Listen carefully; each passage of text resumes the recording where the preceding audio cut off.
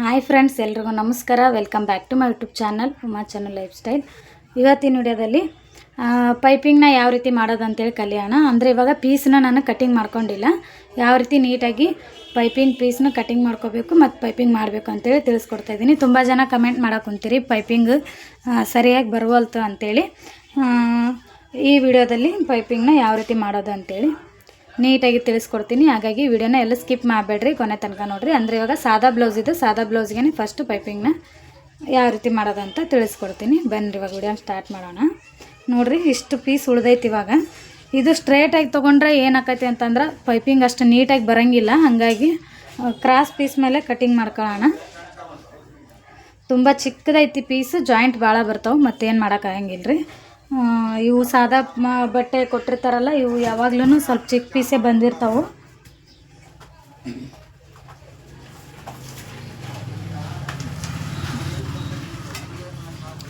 ಅಗಲ ಎಷ್ಟು ಇರಬೇಕು ಅಂತಂದ್ರೆ 1.5 ಇಂಚಷ್ಟು ಅಗಲ ಇರಬೇಕು. ಅಷ್ಟು ಇಟ್ಕೊಂಡ ಥರ ನೀವು ಬಟ್ಟೆನ ಕ್ರಾಸ್ ಮೇಲೆ ಕಟಿಂಗ್ ಮಾಡ್ಕೊರಿ. ಸ್ಟಾರ್ಟಿಂಗ್ ಕಲಿಯೋರು ಇತ್ತಂದ್ರೆ ಮಾರ್ಕ್ ಮಾಡ್ಕೊಂಬಿಡ್ರಿ. 1.5 ಇಂಚಷ್ಟು ಬಟ್ಟೆ ಆಗಬೇಕು. ಆ ಥರ ನೀವು ಪೀಸ್ನ ಕಟ್ ಮಾಡ್ಕೋಬೇಕು. ಹಂಗತ್ತೆ ನೀವು ಫಸ್ಟು, ಇಲ್ಲಾಂದ್ರೆ ಒಂದು ಲೈನ್ ಹಾಕೋರಿ. ಚಾಪ್ ಪೀಸ್ ತೊಗೊಂಡು ಒಂದು ಲೈನ್ ಹಾಕ್ಕೊಂಡು ಕಟಿಂಗ್ ಅಂದರೂ ಮಾಡ್ಕೊರಿ.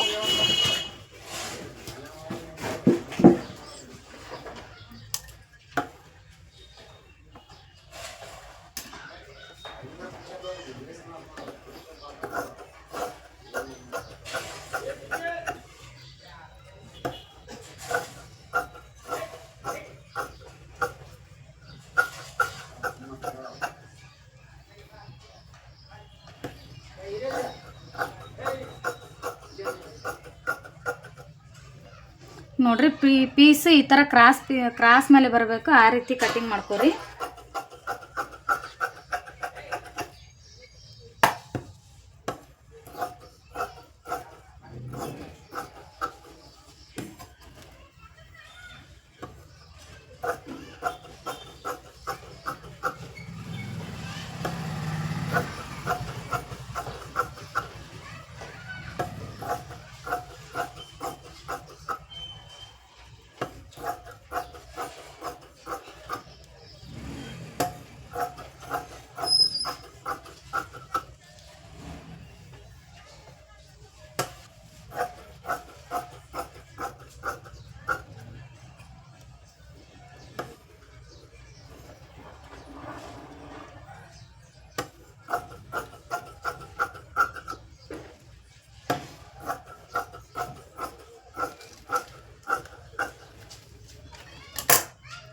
ನೋಡ್ರಿ, ಇವಾಗ ಈ ಬಟ್ಟೆ ಪೀಸ್ನ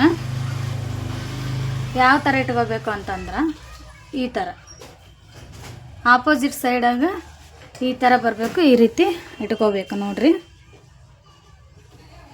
ಇದು ಈ ಥರ ಚೂಪ್ ಈ ಸೈಡ್ ಇತ್ತಂದ್ರೆ ಈ ಚೂಪ್ನ ನಾವು ಈ ಸೈಡ್ ಇಟ್ಕೊಂಡು ಹೊಲಿಗೆನ ಹಾಕ್ಕೋಬೇಕು.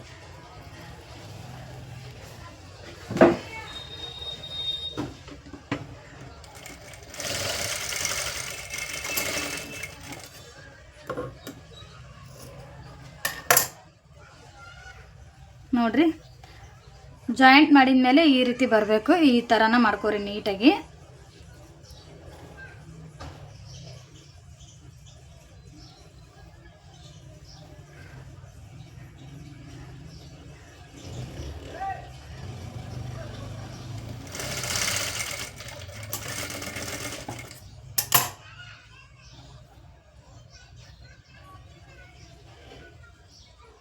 ನಿಧಾನವಾಗಿ ತಿಳಿಸ್ಕೊಡ್ತೀನಿ. ಒಂದು ಸರಿ ನೀಟಾಗಿ ನೋಡ್ಕೊಂಬಿಡ್ರಿ, ಹಂಗಾದ್ರೆ ನಿಮ್ಗೆ ಪೈಪಿಂಗ್ ಮಾಡೋಕ್ಕೆ ಪ್ರಾಬ್ಲಮ್ ಆಗಂಗಿಲ್ಲ.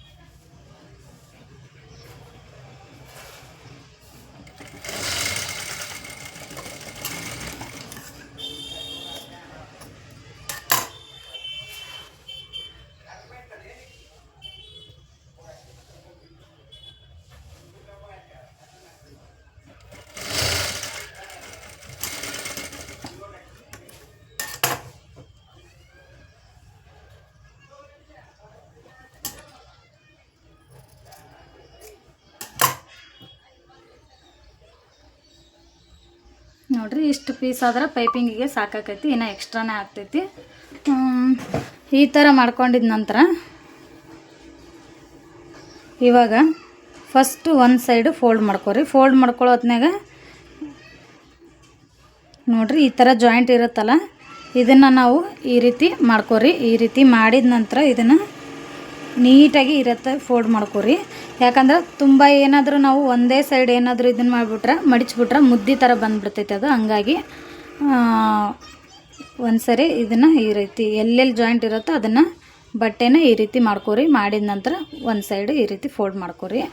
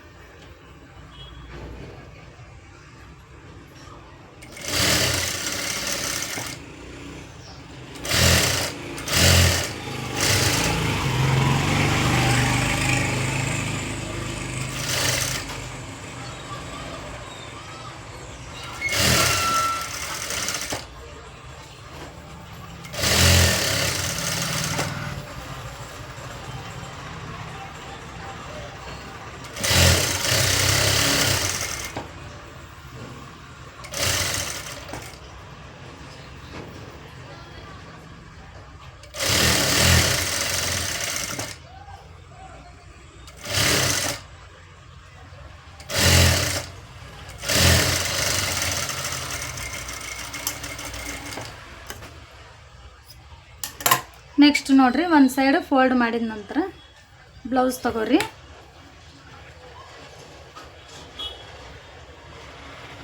ನಾನು ಪೂರ್ತಿಯಾಗಿ ಬ್ಲೌಸ್ನ ಎಲ್ಲ ಸ್ಟಿಚ್ ಮಾಡಿದ್ದೆ,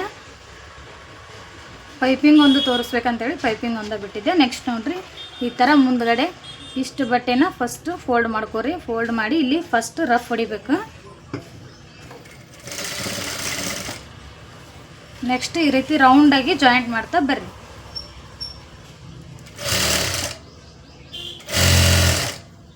ಪೂರ್ತಿ ಟೈಟಾಗಿನೂ ಎಳಿಬೇಡ್ರಿ ಮ್ಯಾಲಿ ಪೀಸ್ನ, ಮತ್ತು ಪೂರ್ತಿ ಲೂಸಾಗಿನೂ ಬಿಡಬೇಡ್ರಿ. ಒಂದೇ ಸವನ್ನ ನೀಟಾಗಿ ಹಚ್ಕೊತ ಬರ್ರಿ.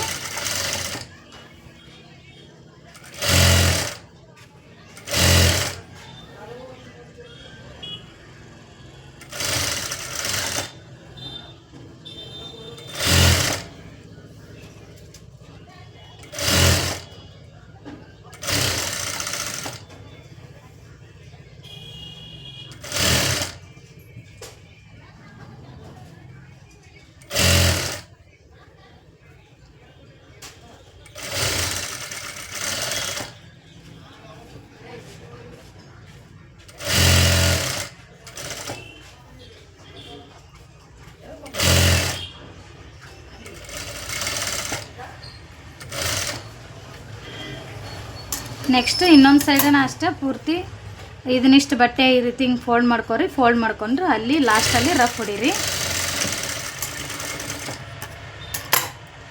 ನೆಕ್ಸ್ಟ್ ಇದಾದ ನಂತರ ಇಲ್ಲಿ ನೋಡ್ರಿ ಒಳಗಡೆ ಪೀಸ್ ಏನಾದರೂ ನಿಮಗೆ ಜಾಸ್ತಿ ಅಂತ ಅನ್ನಿಸ್ತು ಅಂದ್ರೆ ಸ್ವಲ್ಪ ಒಂದು ಸ್ವಲ್ಪ ಕಟಿಂಗ್ ಮಾಡ್ಕೊರಿ. ಬಟ್ ಈ ಲೈನ್ ನಾವು ಹಾಕಿರ್ತೀವಲ್ಲ ಈ ಲೈನ್ಗೆ ಏನೋ ಆಗಬಾರ್ದು. ಅಂದರೆ ಇಲ್ಲಿ ನಾವು ಹಿಂಗೆ ಕಟ್ ಮಾಡ್ಕೊಳ್ಳುವಾಗ ಈ ಲೈನ್ ಏನಾದರೂ ಕಟ್ ಮಾಡಬಾರ್ದು. ಮತ್ತು ಆದ್ರೆ ಅದು ಒಳಗಡೆ ಮತ್ತೆ ನಿಮ್ಗೆ ಬ್ಲೌಸ್ ಹಾಳಾಕೈತಿ. ಇಷ್ಟು ಬಟ್ಟೆ ನಡಿತೈತಿ. ಇದನ್ನು ಬೇಕಾದರೆ ಹಿಂಗೆ ಫೋಲ್ಡ್ ಮಾಡೋ ಹೊತ್ನಾಗ ಒಳಗೆ ಮಾಡ್ಕೊಂಡ್ರೆ ನಡಿತೈತಿ. ಈ ಥರ ಪೈಪಿಂಗ್ ಬರಬೇಕು. ಈ ರೀತಿ ಫೋಲ್ಡ್ ಮಾಡ್ತಾ ಹೋಗಬೇಕು ಬ್ಲೌಸ್ನ. ನೀವು ಈ ರೀತಿ ನೀಟಾಗಿ ಪೈಪಿಂಗ್ ಬರಬೇಕು. ಆ ರೀತಿ ಬಟ್ಟೆನ ಫೋಲ್ಡ್ ಮಾಡ್ತಾ ಹೋಗ್ರಿ.